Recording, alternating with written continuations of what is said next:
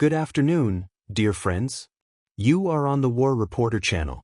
So, friends, today we will try to sort out all or almost all sections of the front. The front is on the move, and in every section, except for one, the initiative remains with the Russian army. Let's start with this exception. We've been covering the situation on the Belgorod front in detail for several days now, so today we'll give a short overview. Attacks from the Ukrainian armed forces continue. Their successes are minimal, but they are still there. For example, the day before yesterday they took control of about 2 km superscript 2, and yesterday they occupied an area in front of Demidovka of about 1.5 km superscript 2. In general, the defenses in this area are holding steady. So far Ukrainian troops have not been able to enter Demidovka, Grakhanka or Pryalsy. At the same time, the number of Ukrainian equipment hit is already in the dozens of units. But as of today, all that the Ukrainian armed forces have managed to achieve during the 4 days of the offensive is control over about 9 km superscript 2 of fields and forest areas. Is this a success? I think the answer is obvious. It's hardly a significant achievement to have captured 9 km superscript 2 in 4 days. The only worrying point is yesterday's advance of the Ukrainian forces to bypass the village. This may lead to a situation in which Demidovka will be semi-encircled. If this happens, the defenders will have to retreat to avoid being completely encircled. But until that happens, we'll keep a close eye on the development of events. I publish all the details, including video footage, materials with prisoners, with the 200, and even with female AFU stormtroopers, who are also involved in the assaults, in my Telegram channel. Subscribe to not miss exclusive footage, link in the description. The situation on the Kursk front is unchanged. The sides are holding their positions. In Sumy region the battle for Basavka continues. Plus American cartographers have finally recognized the advance of the Russian army near the village of Zuravka. But overall there are no significant changes here yet. Now let's move on to the main sections of the front. The main fighting continues in the Zaporizhia region. Now Russian troops are advancing along the line of villages along the highway. These are Stepovoy, Maly Sherbaki and just Sherbaki. There is also an entry into the village of Lopkovoy, here it is on the map.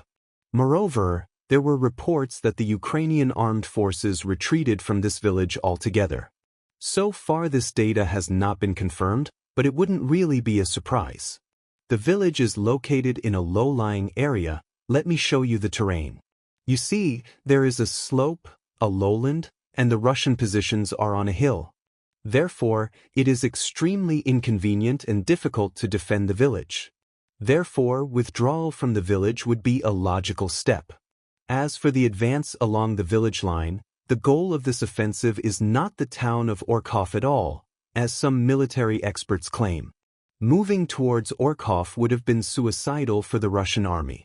Look at the map. East and west of Orkhov there is a powerful line of defense. Not even a line, but lines of defense, concrete fortifications, bunkers, mine barriers and so on. To reach Orkhov, it would take at least several brigades storming these fortifications. No, the goal is to move north, towards Zareknoy and Kamyshavaka. Yes, there are defense lines there too, but they are not so dense. And, having broken through them, it is possible to reach a 10-kilometer operational space. And then, to cut the logistics between Orkhov and Zaporizhia. And only then will the assault on Orkhov begin. Now we return from the Zaporizhia front and move to the south of Donbass. There was a real hysteria in Ukrainian military circles last night. Here are screenshots from their chats. Why are they hysterical? Because their situation is really difficult. First, all attempts to dislodge Russian troops from Novosayolka have failed. The village remains under the control of the Russian army. Moreover, they have already started moving south towards Ravnopol to rejoin the positions in that area to secure the flanks and clean up the pocket. In addition, fighting continues in Von Pali. Ukrainian forces can still hold the village, but according to the reports of all the same Ukrainian military experts, the advantage here is entirely with the Russian army, both in drones, artillery, and drones on fiber optics. Therefore, the Ukrainian armed forces have already started to prepare the ground for a possible withdrawal. Fighting for Veseloy has also begun. All this is a link in one chain. The operation to overcome the last line of defense, which passes behind Shevchenko. The line goes like this, behind Shevchenko, then goes down in front of Veseloy. And the line of defense here is quite powerful: ditches, dragon's teeth, a dense network of strongholds united in one system. That's why there is panic in Ukrainian chats now. If Veseloy is taken, it will open the flank, and there will be no need to storm the defense line head-on. At the moment there is fierce fighting here. The Ukrainian armed forces are pulling in reserves in an attempt to stop the advance of the Russian group Vostok. But so far they are not doing a very good job. The Russian army is slowly but surely breaking through the last line of defense. What's next? The next thing is 20 kilometers of open space all the way to Green Guy. And from there it's a short walk to Novopavlovka. The situation for the Ukrainian armed forces in the area of Constantinople is also far from good. Here too they tried to arrange a rewind. About a week ago they went on a counteroffensive, but it also failed. Just yesterday, Ukrainian expert Miroshnikov wrote, "There is hell in Constantinople." And you know, he wasn't lying. It really is hell there for the Ukrainian armed forces. They go into counterattacks, they go and die patches.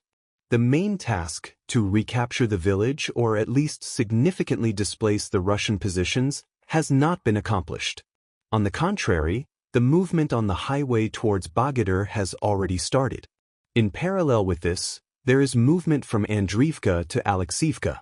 Although it's not even a movement there anymore, the outskirts of Alexiivka have already been reached there, and fighting has begun for the village. Although on the maps American cartographers have not reflected this yet. Plus, as you can see on the map, the village of Razliv is already almost in full semi-coverage. If the Ukrainian armed forces eventually lose it, and I think it will happen in the near future, the access to Belgorod will be realized by a wide front.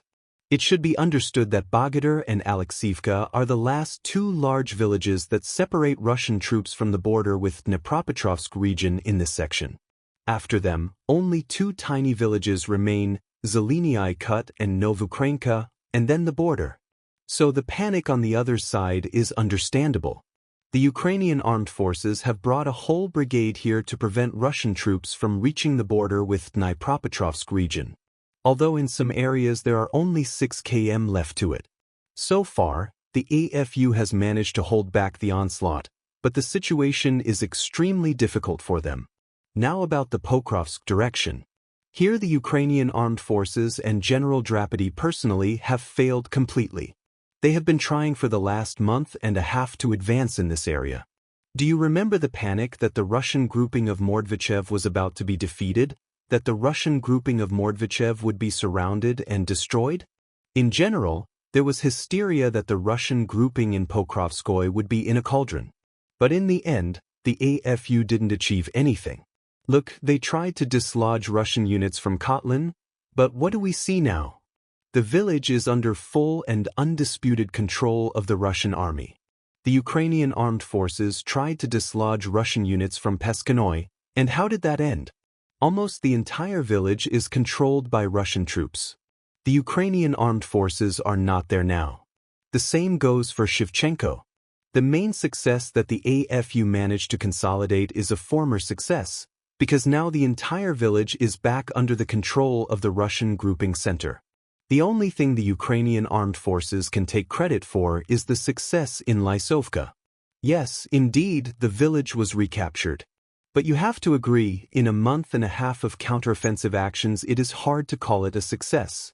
The Russian army has withstood this 1.5 month onslaught and has now fully regained the initiative in the Pokrovsky direction. So we can expect a lot of news from here in the near future. Now about the situation in Toretsk. All statements that the Ukrainian armed forces have recaptured 50% of the city are complete nonsense. It is enough just to look at the map. Yes, the Ukrainian armed forces did have some successes at the moment. But most of these successes have already been leveled.